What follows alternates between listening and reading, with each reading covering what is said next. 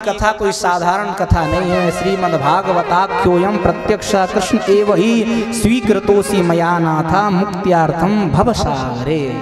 भवसागर से पार करने वाली है। और बताएं, कथा में 5 ब्राह्मणों का वर्णन करें। वर्णम पंच विप्राणाम कथा विघ्न निवृत्तये।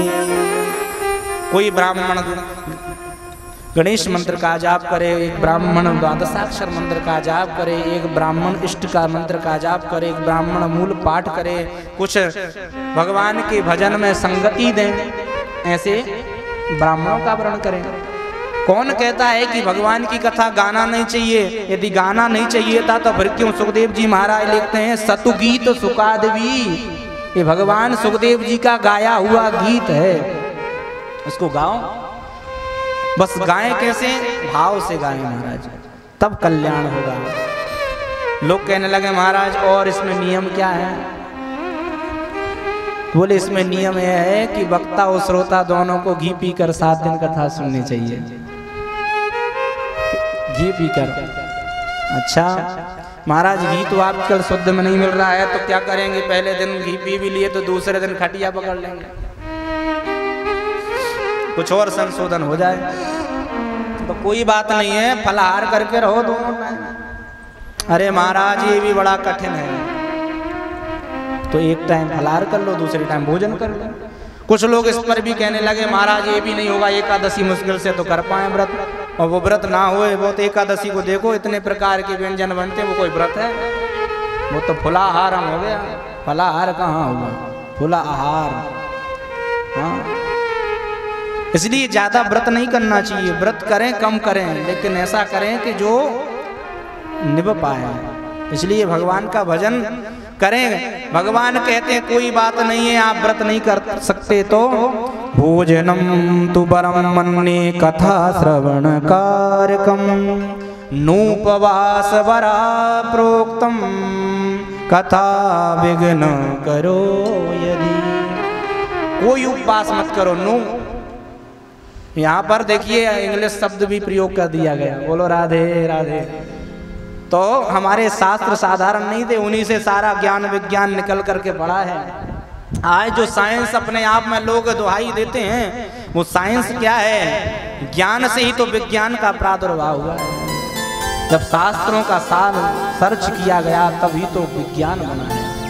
इसलिए भगवान के भक्त कहते हैं 4 बार भोजन पाओ, कोई बात नहीं है, भगवान नाराज नहीं होंगे। बस शर्त इतनी सी है, भाव से कथा सुनो। 4 बार भोजन पाओ, सात्विक भोजन करिए।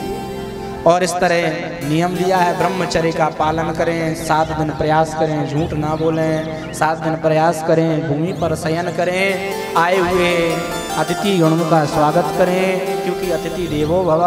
ऐसा भाव लेकर के अपने गुरुजनों का ध्यान करते, माता पिता के चरणों में वंदन करते हुए, ब्राह्मण संत समाज का वंदन करते हुए इस कथा का आयोजन करेंगे तो भगवान की ये मंगलमय कथा जरूर ही कल्याणकारी होगी और भगवान जरूर कल्याण करेंगे। बोलिए भागवत भगवान की जय हो। इस प्रकार कथा के महात्मा को श्री सूत जी महाराज ने शौनकादि 88 ऋषियों को श्रवण कराया गया। ये जो कथा आप सुन रहे थे ये पद्म पुराण अंतर्गत थी। आइए हम सब इस कथा को यहीं विश्राम देते हैं, प्रणाम करते हैं और आज भगवान की इस मंगलमय ग्रंथ की पावन संहिता में प्रवेश करते हैं। इसलिए सभी लोग प्रेम से क्या बोलेंगे? अरे जोर से बोलो ना। हाँ, तो भगवान की कथा बड़ी कल्याणकारी है। अब आपको समझ में तो आ गया होगा कि भगवान की कथा क्या क्या कर सकती है, क्या क्या करा सकती है। ये इसी का नाम है महात्म, किसी के महत्व को समझना। श्रीमद्भागवत महापुराण स्वयं में अपने स्वभाव स्वरूप में प्रभावी है। श्रीमद्भागवत महापुराण में 12 स्कंद हैं। कितने? 12 स्कंद, 335 अध्याय, 18,000 श्लोक। इतने सुंदर श्रृंगार से अलंकृत ये भगवान की भागवत कथा की पावन संहिता है। इस श्रीमद् भागवत में बड़ा सुंदर विवेचन आया है। इसका नाम है श्रीमद् भागवतम। श्री साक्षात मानो राधा रानी ही इसमें विराजमान है, मानो साक्षात लक्ष्मी ही इसमें विराजमान है।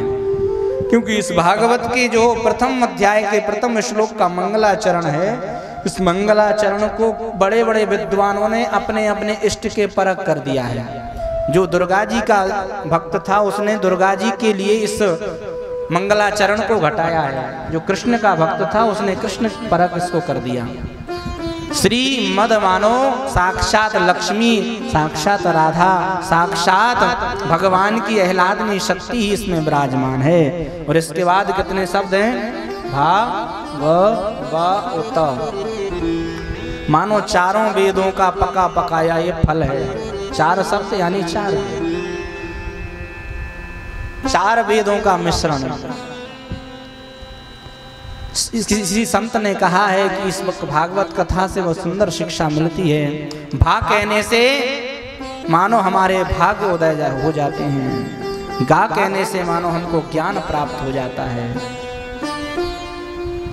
भागवत और बा कहने से हमारे सारे संकट टल जाते हैं, ता कहने से हमारे जीवन के इस भवसागर से भगवान तार देते हैं और इस भवसागर से हम पार हो जाते हैं। इसी का नाम है भागवत। दूसरा अथवा इसका एक और सुंदर भाव है, भास्यते सर्वशास्त्रेषु गीयते नारदादिभिः वर्तते सर्ववेदेषु तरन्ति भवसागरम्। भास्यते सर्वशास्त्रेषु, भा कहोगे तो समस्त शास्त्रों का इसमें मानो सार है। और गा कहने से गीयते नारदादिभिः, मानो नारद आदि ऋषियों ने इसको गाया है। और बा कहने से वर्तते सर्ववेदेषु, केवल शास्त्र नहीं वेदों में भी इसको नेति नेति कहकर पुकारा गया है। तो ऐसे वेद शास्त्र संत जिस ग्रंथ की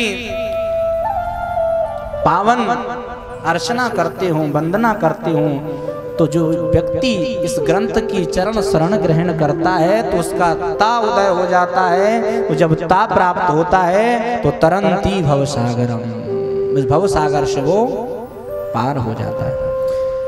जो कहते हैं कि हमने कथा सुन ली, कितनी कथा सुने, भगवान कहते हैं वो व्यक्ति कभी भक्त हो ही नहीं सकता, वो ज्ञानवान हो ही नहीं सकता।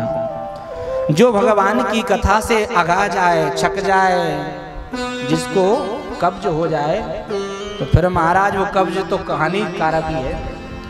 भगवान की कथा से कभी पेट नहीं भरता, ये सच्चे भक्त की पहचान है। राम चरित्र जे सुनत अघाई, राम चरित्र जे सुनत अघाई, राम चरित्र जे सुनत अघाई, राम चरित्र जे सुनत अघाई, रस विशेष जाना तिन नाही, रस विशेष जाना तिन नाही, जिन हरि कथा सुनी नहीं था, जिन हरि कथा सुनहि नहीं काना, श्रवण रंद्र अहि भवन समान, श्रवण रंद्र अहि भवन समान, श्रवण रंद्र अहि भवन समान, श्रवण रंद्र अहि भवन समान।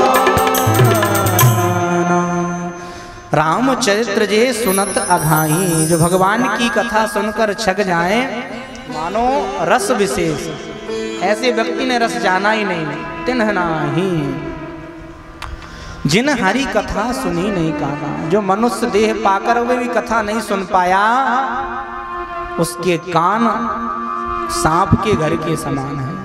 श्रवण रंध्र अही, अही यानी सर्प, भवन यानी घर। जिन्होंने अपने नेत्रों से भगवान के विग्रह का दर्शन करके मुग्ध नहीं हुआ, उसके नेत्र मोर पंख के समान है। जो अपनी वाणी, अपनी जिह्वा से भगवान गुणानुवाद को नहीं गाया, उसकी वाणी मेढक के समान है। जो व्यक्ति कहता है अरे भैया मैं तो डूब गया, बचाओ बचाओ, बताओ वो डूबा है तो अभी कह रहा है मैं डूब गया बचाओ। वो डूबा नहीं है, डूबने की कगार पे है। हाँ, यदि डूब गया होता तो बोल ही नहीं पाता। जो व्यक्ति, जो भक्त केवल ज्ञान प्राप्त कर चुका है, भगवान को पा चुका है, वो बोल नहीं पाता कि मैं बड़ा ज्ञानी।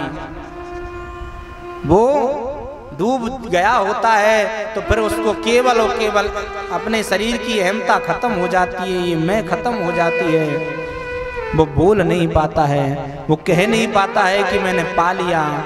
उस व्यक्ति के लिए तो भगवान का रस इतना अच्छा लगता है कि वो भक्त कहता है मुझे करोड़ों जन्म मिले, ये रस पान करता रहूं, बस मेरे जीवन की यही लालसा है। पृथु जी महाराज ने 10,000 कान मांग ले भगवान को पाने के लिए, इतना कान देना, इतने कानों में सामर्थ्य देना कि जो 10,000 कानों में सुनने की सामर्थ्य है वो मेरे 2 कानों में मिल जाए। ये है कथा के भक्त के स्वभाव की पहचान। जिन हरि कथा सुनी नहीं काना, श्रवण रंध्र अहि भवन समाना। भगवान को देखने के लिए अपने नेत्रों की, अपने भावों की, अपने मन की, अपने कानों की प्रवृत्तियों को बदलना होगा। माताएं काजल लगाती हैं, लेकिन वो काजल तुमको दिखता नहीं है, जबकि लगाते आप ही हो।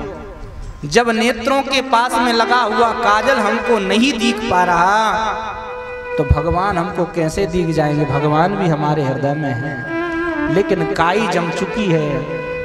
कर्म करके, भक्ति करके उस काई को पहले हटाना होगा, तब जान करके भगवान दबे दबाए पड़े उनको बाहर लाना होगा।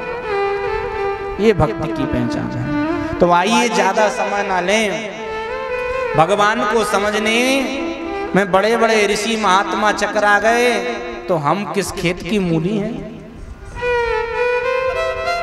तो भागवत के प्रथम स्कंद के प्रथम अध्याय का प्रथम श्लोक हम सभी लोग श्रवण करें। बड़ा सुंदर भाव संतों ने दिया है। जन्माद्यस्य यतोऽन्वयादितरतश्चार्थेषु विज्ञास्वराट् तेने ब्रह्महृदायादि कवये मुह्यन्ति यत् सूरया तेजो वारिमृदां यथा विनिमयो यत्र त्रिशर्गो मृषा नाम्ना स्वेन सदा निरस्तकुहकं सत्यं परं धीमहि। कितनी सुंदर व्याख्या की गई है। सत्यम परम धीमहि ध्यायेमो। इस श्लोक में, इस कथा के प्रथम मंगलाचरण में केवल सत्य की वंदना करी गई है। अब सत्य है कौन?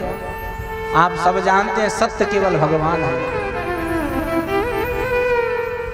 भगवान के सिवा सत्य नहीं हो सकता कुछ भी। भगवान मानो व्यासी महाराज कहना चाहते हैं, भागवत में तो सत्य तो केवल कृष्ण भगवान को माना गया है। सत्य व्रतम सत्य परंति सत्यम सत्यस्य योनिम निहितम च सत्ये सत्यस्य सत्य अमृत सत्य नेत्रम सत्यात्मिकाम त्वाम शरणम प्रपद्ये। ये सत्य की परिभाषा है। तो क्या कह रहे हैं व्यास जी महाराज?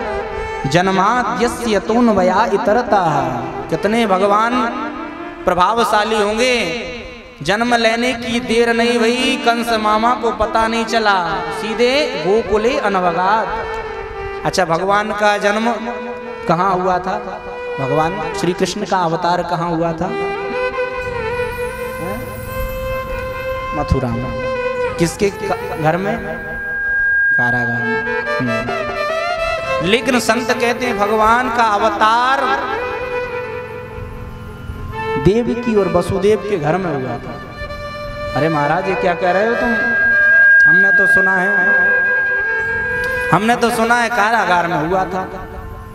तो मैं आपसे पूछना चाहता हूं, घर कहते किसे हैं? घर की परिभाषा क्या है? आप सबको देखने में लगता है कि भगवान का जन्म अवतार कारागार में हुआ है, लेकिन घर कहते किसे हैं? वो ना ग्रहम ग्रह मित्याऊ गृहिणी ग्रह मुच्यते। जिस घर में घर वाली ना हो वो घर हो सकता है क्या? जिस घर में स्त्री ना हो वो घर हो सकता है क्या? इसलिए घर की परिभाषा दी गई, जिस घर में स्त्री है, लक्ष्मी है, उसी का नाम घर है। इसलिए कारागार में वसुदेव जी भी थे और देव की, इसलिए संतों ने उसको घर की संज्ञा दे दिया।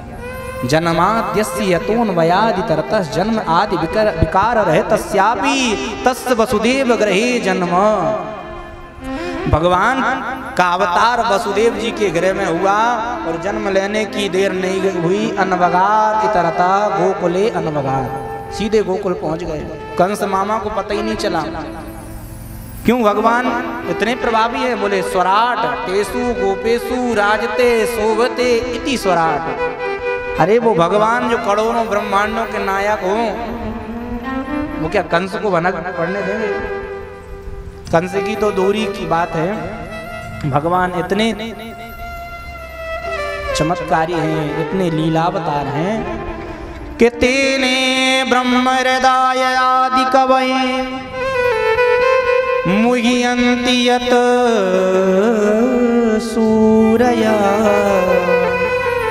जिन भगवान की लीलावतार को देख करके ब्रह्मा जी जैसे 4 सिर वाले भगवान देवता चक्कर में खा जाते हैं। औरों की चले काए इन्हें ब्रह्म हृदय आदि कवये, बलराम जैसे भैया जो शेषावतार हैं, वो जिनके फन पर सारी सृष्टि रखी गई है, उनको भी समय पता नहीं चलता ये कर क्या रहे हैं। राम अवतार में साक्षात जगत जननी माँ सती जी जब भगवान को रोता बिलखता देख रही है तो कह रही है भगवान है, ये भगवान हो ही नहीं सकते। शंकर जी कहते नाना देवी ऐसा दुष्टता मत करना, ये भगवान है, मेरे इष्ट हैं।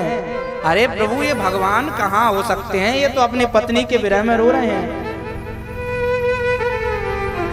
हे खग हे मृग मधुकर श्रेणी तुम देखी सीता मृग नयनी। भगवान है। शंकर जी ने कहा तो तुम क्या चाहती हो? मैंने परीक्षा लो।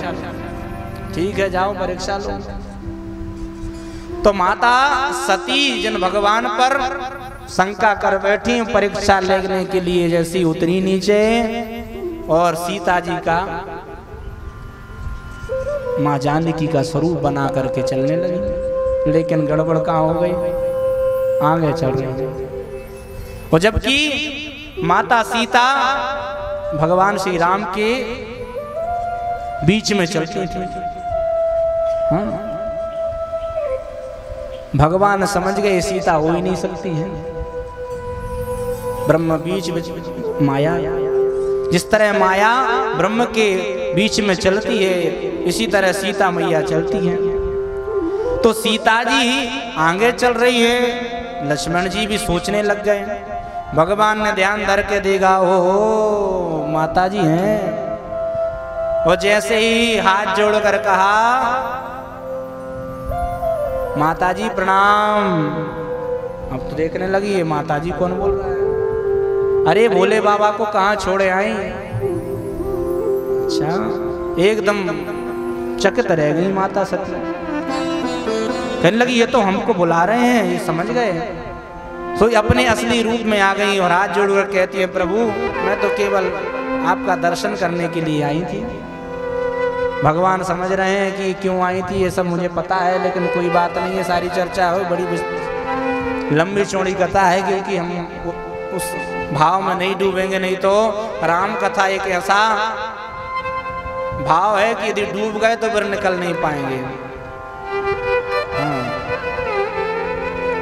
तो आपको पता ही है, दर्शन करने के बाद में सती माता पहुंची तो भगवान भोलेनाथ ने पूछा परीक्षा हो गई? तो भगवान से झूठ बोल दिया। तो इसके बाद भगवान शंकर ने माता सती को अपने वाम भाग में स्थान नहीं दिया, क्योंकि जिन्होंने मेरी माता जानकी का रूप धारण करके भगवान के सामने पहुंची हूं, वो जिन्होंने मेरी माँ का रूप धारण कर लिया वो पत्नी हो नहीं सकती है। इसलिए उसी दिन से इतना बड़ा भगवान ने लीला चरितार्थ कर दिया और माता सती को देही त्यागना पड़ा। ये सब आपको ज्ञान है। तो सती माता जैसी माता दुर्गा का स्वरूप जब भगवान की लीलाओं को समझ नहीं पाते, चरित्रों को समझ नहीं पाते, तो हम जैसे प्राणी इतने जल्दी समझ लेंगे। मुह्यंती सूरया, भगवान जब अपने अधरों पर वंशी निनाद करते हैं तो बड़े बड़े गिरिराज पाषाण के पत्थर पिघल करके पानी हो जाते हैं और जमुना जी पत्थर हो जाती हैं। तेजो वारि मृदाम यथा विनिमयो यत्र त्रिशर्गो मृषा तेन धाम्ना स्वेन सदा निरस्तकुहकं सत्यं परम धीमहि। इतने सुंदर भगवान बंसी बजाते हैं कि पत्थर भी पिघल जाए। ऐसे भगवान की बंसी कौन है? साक्षात शंकर जी ही बंसी के अवतार। ये कोई साधारण बंसी नहीं है। जिस बंसी को सुन करके बड़े बड़े योगियों के ध्यान टूट जाएं, वो बंसी भगवान साधारण नहीं हो सकती। इसलिए किसी कवि ने कहा है, बड़ा सुंदर भाव है, आइए हम भी डूबे उस भाव में। घनश्याम तेरी बंसी पागल कर जाती है। सभी लोग मेरे साथ प्रेम से गाएंगे, तालियों की सेवा करते हुए।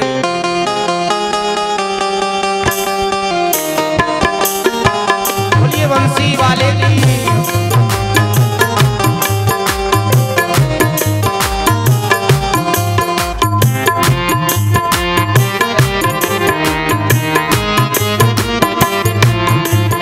घनश्याम तेरी बंसी पागल कर जाती है। घनश्याम तेरी बंसी पागल कर जाती है। मुस्कान तेरी मीठी घायल कर जाती है। मुस्कान तेरी मीठी घायल कर जाती है। घनश्याम तेरी बंसी पागल कर जाती है। घनश्याम तेरी बंसी पागल कर जाती है। मुस्कान तेरी मीठी घायल कर जाती है। मुस्कान तेरी मीठी घायल कर जाती है। घनश्याम तेरी बंसी पागल कर जाती है। घनश्याम तेरी बंसी पागल कर जाती है। सेवा करते हुए बोलिए बंसी वाले भगवान की।